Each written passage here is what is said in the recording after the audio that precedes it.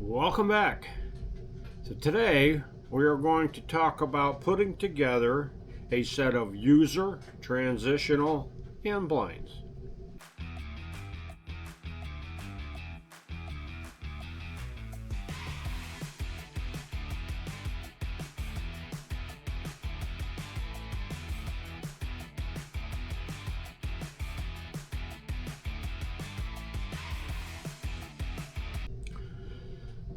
So what I did was I dug through my collection of hand planes, which some of you may know I've been trying to whittle down a little bit, and I found 3 hand planes that I thought would make a pretty much complete set of woodworking hand planes if someone wanted to try doing their woodworking with transitional planes. I don't quite understand why there's not more woodworkers who do this. And to be honest, I have tuned quite a few of these. And they work really well. I think they're pretty cool. As a woodworker, the base being wood, you can pretty much fix them however and remake them, or whatever you want to do. So these 3, I chose a smoother, and this one happens to be a Zenith, which is actually pretty rare, but it's made by Sargent. It's basically just a Sargent transitional. This one is a regular Sargent. It's a 3416. This will be my my jack plane. And then this one is an Upson nut, and it's actually the longest one that I have left in my collection. And it looks like I've actually redone a little bit of this already. And I'll use this as either a 4-plane or a joiner. So we'll take a walk down the road of, what do we look at for transitional planes? What should you look for? And you can put together a set of transitional planes, pretty much everything you need in woodworking, maybe other than a block plane, for a pretty reasonable price if you're willing to do a little work on these. And as far as working on these, I'm going to show you a couple that I already rebuilt. So this one is a Sargent. As you can see, it's been broke here in the front. That front piece has been broke off. This was in pretty rough shape when I found it. I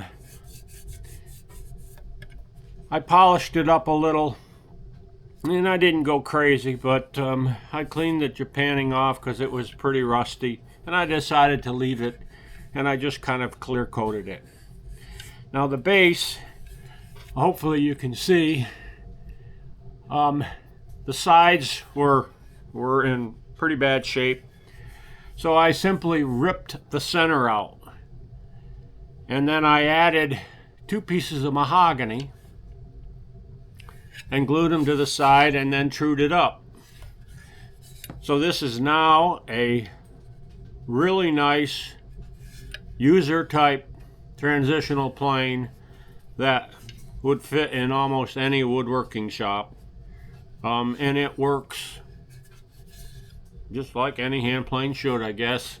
It's not better than a metallic. It's not worse. A metallic isn't really better. Of course, one of the main advantages of the metallic is they wear a little better, but to be honest, for today's hobby woodworker,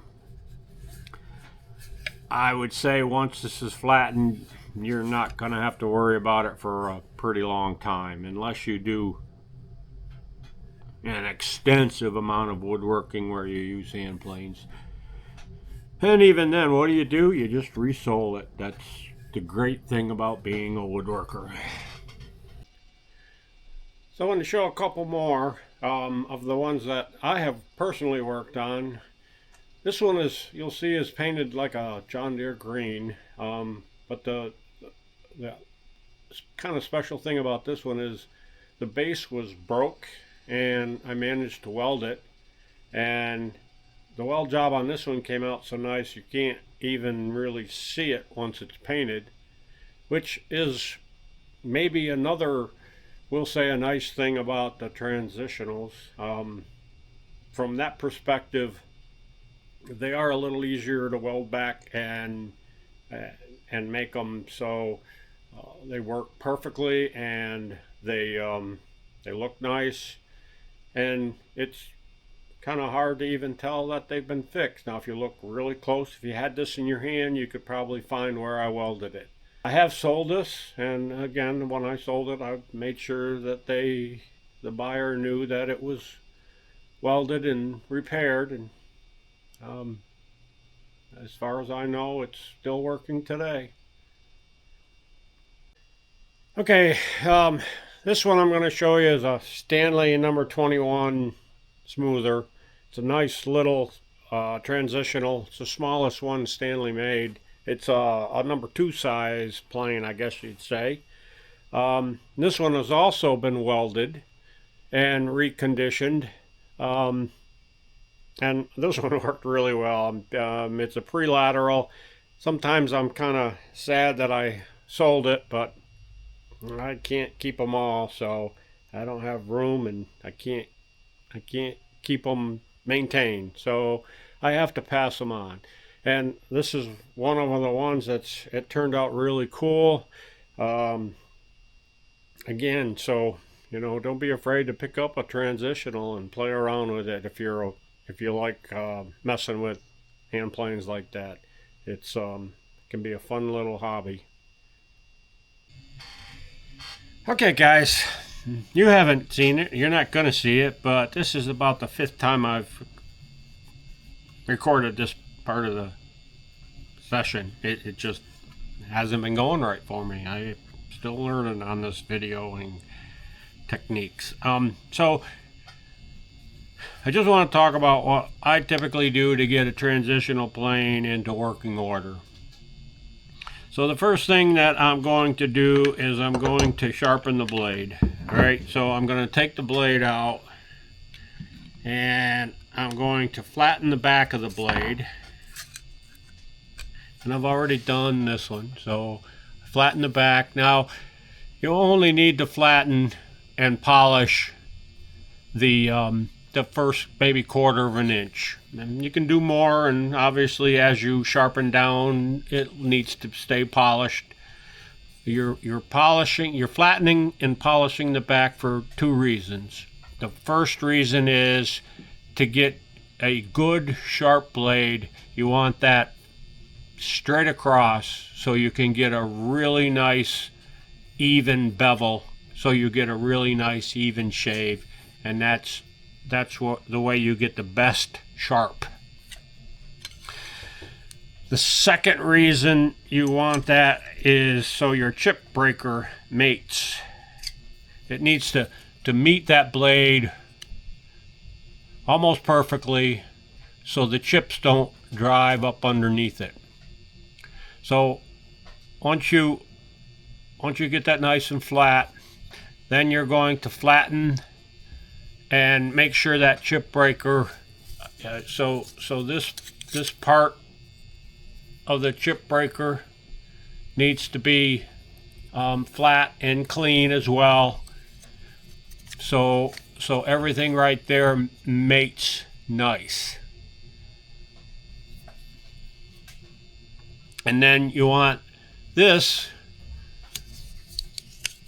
part right here polished. You want it clean and polished, and I usually wax mine as well, because the chips come off, right? The shavings, as they're being cut, are being curled up over that hump, and that's why it's called a chip breaker, right? So it curls up over that hump, and that's why your curls curl, because they're getting cracked or broke as they're coming off of there. So the smoother that is, the easier it is for them to slide across it and have the chip breaker do its thing. And then what I'm going to do is I'm going to take this plane and I am going to try it. Once I try it, it will tell me if it's going to work or not the way that I want it to work. And from there, we will decide where to go. But it's still not working the way that I like it. So this isn't extremely important on a transitional plane usually, but the face of this frog is rusty, so I just want to get the rust off of it, and not because I think this frog needs to be really that flat. I just want to make sure that the rust doesn't give it anything to cushion or allow it to move. So I'm just going to take some fine sandpaper and clean that up. Now, normally I do this on the edge of my table saw, but instead of moving the camera and everything, I'm just going to take my diamond plate here and I'm going to do some 180 grit sandpaper. And you don't really want this to be polished on any hand plane, whether it's a metallic or a transitional, because you want the blade to kind of grab onto that, if you will. So, but I just want to get that rust off of there.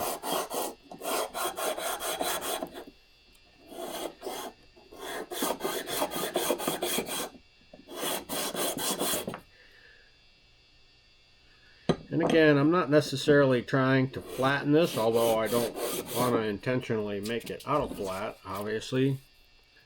I just want to clean up that rust, and the rust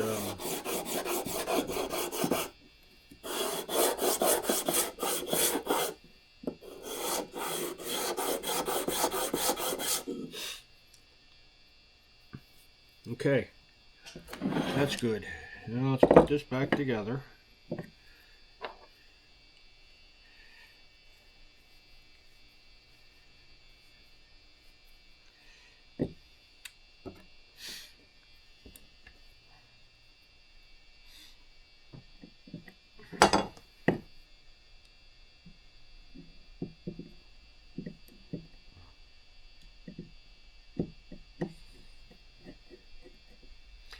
I'm not going to tighten that yet.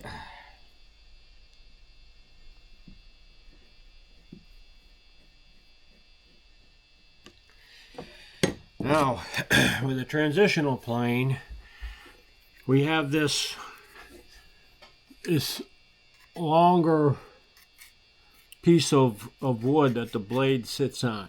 So we want that frog in perfect alignment with that. So I'm going to take this straight edge and I'm going to set that frog perfectly in line with that piece of that sole, that bed, the blade bed. And then I'm going to tighten it.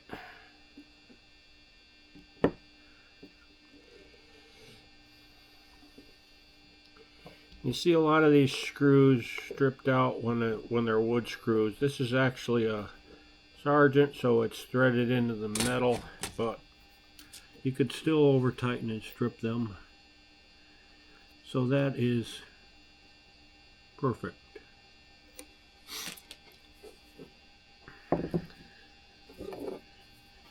Now, I checked this, and I know that this bottom, and I don't know if you'll be able to see that it's out a little bit, but I'm still going to try it.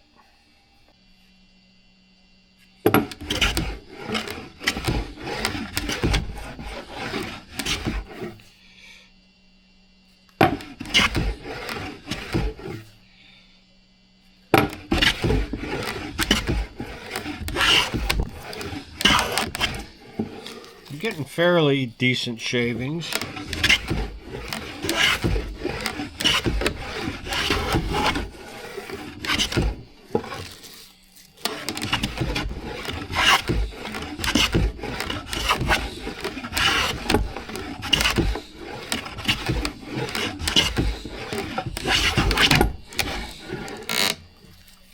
They seem to be a little inconsistent to me, and I know that the bottom is out of flat. So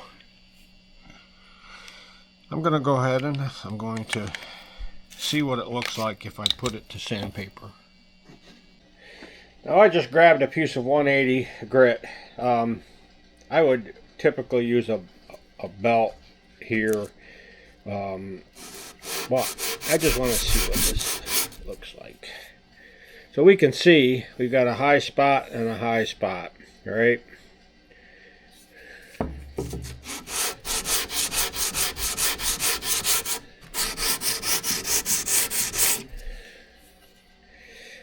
And it's high behind the mouth. That probably was affecting it more than anything.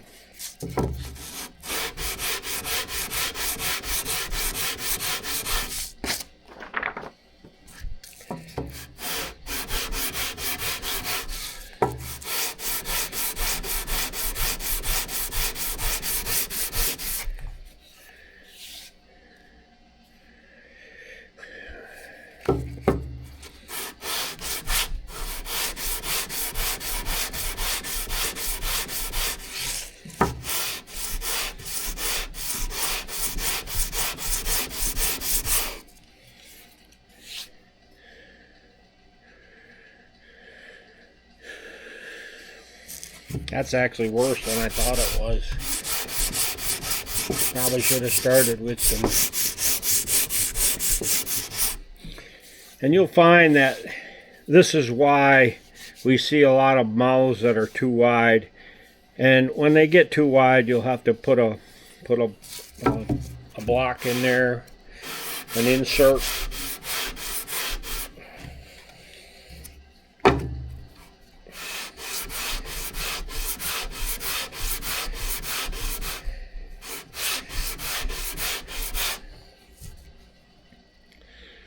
Now, if you watch my video on flattening the sole, even with metallic planes, it really doesn't matter if the frog is in there or not. And obviously on this kind of plane, it doesn't matter at all.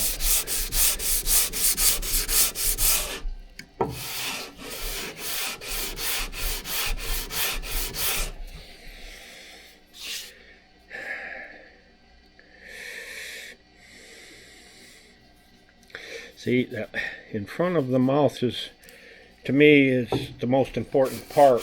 I didn't realize it had quite so much to go there.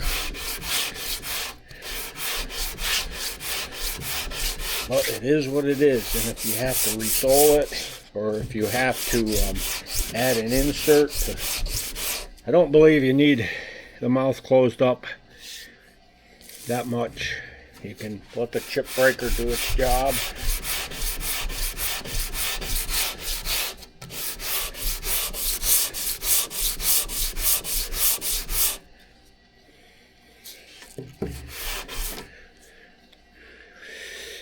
See, we got this. I want that spot flat.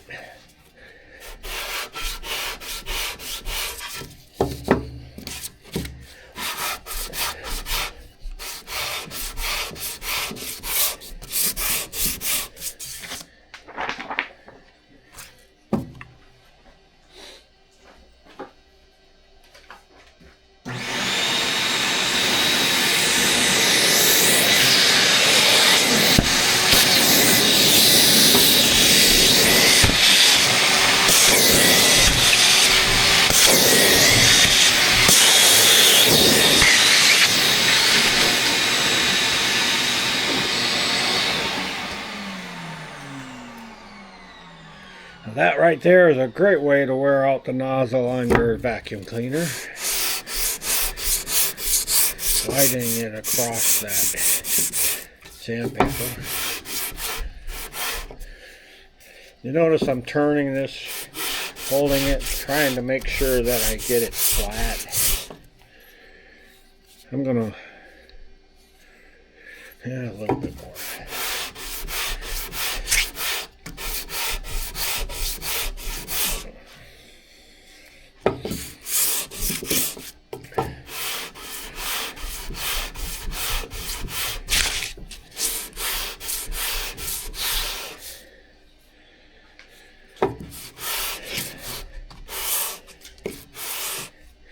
Okay, so I went and I grabbed a piece of 220 sandpaper just to polish this up a little.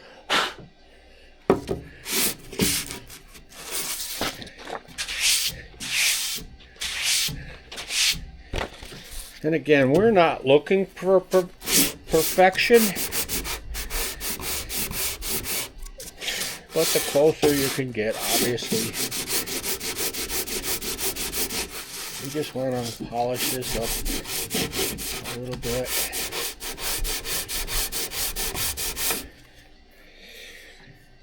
Okay, now we got a little spot here, but it's lower, so I think we're good. Next thing is going to be waxing that sole. Always want that sole nice and waxed. And it doesn't matter what kind of wax you use. I happen to have a can of Johnson's wax. And while I got it in my hand, I'm going to go ahead and do the rest of it. Now, I didn't do anything to clean up that wood because it looks good. Put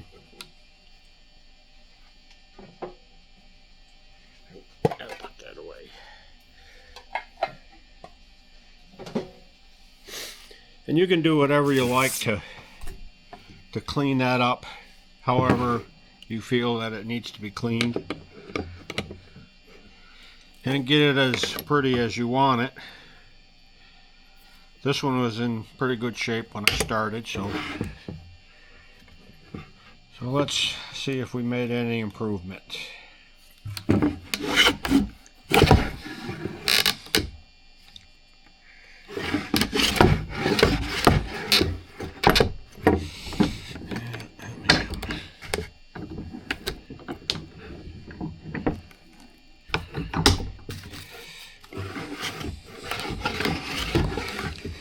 Wax certainly made it slide across there better.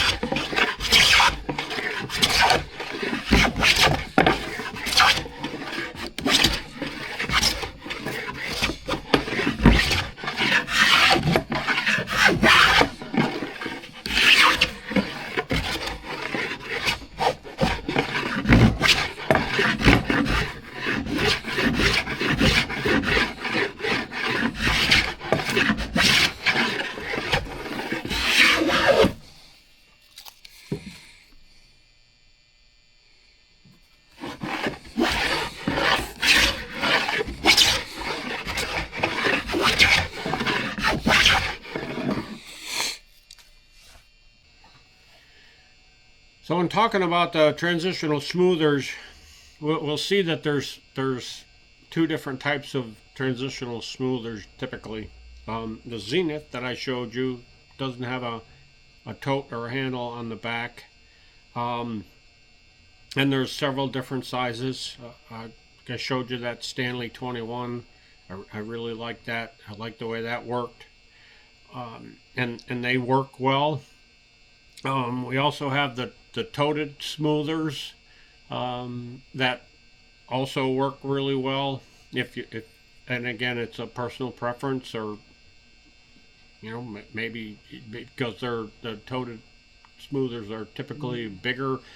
You get into like the 4.5 size smoothers. And so try them. Try each one and see which one you like, which one you prefer. and go with it. Again, it's transitional planes, so they usually can be found fairly inexpensively, and they work just as well as pretty much anything. So now let's wrap up here. So we talked about putting this set together, and I showed you how I would go about tuning these, and it really doesn't change for the larger planes. I would do everything almost exactly the same. I guess the only slight difference might be, your foreplane, you might want to put a slight camber on the blade. Now, I didn't go into sharpening. I might do a separate video on that, but there's plenty of videos out there on sharpening. I freehand sharp, and a lot of the newer guys really like the jigs. I tried the jigs. I didn't care for them. So I kind of practiced until I got good at freehand. But if you're going to do transitionals, again, tune it the same way. Sharpen the blade, tune the back, tune the chip breaker. Again, if you believe the bottom needs to be flat, flatten it. If you don't, again, if it works for you, it works for you, right? Do what works for you. What makes your projects go well. There's all different sizes, and there's bigger transitionals than what I have here. You can find them pretty much anywhere. They're pretty abundant. They're not rare, most of them. So tell me what you think. Let me know what transitionals you like, how you tune them. I'm always interested in someone else's story. So thanks for tuning in. I hope you found this helpful. I hope you found it enjoyable. I hope there's some knowledge there that I passed on, and all of the ones that I've been playing with. And please subscribe and like my videos. I don't know how much it's gonna help, but it's just cool to know that I'm being helpful. Till next time.